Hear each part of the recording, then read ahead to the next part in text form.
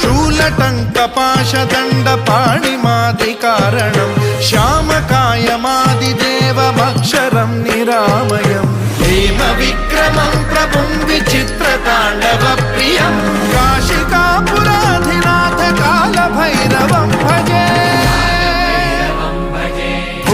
मुक्तिदायकं प्रशस्तचारु विग्रहं भक्तवत्सलं स्थितं समस्तलोकविग्रहं विनिक्वणं मनोज्ञहेम किङ्किणीलसत्कटिं काशिकापुराधिनाथ कालभैरवं भजे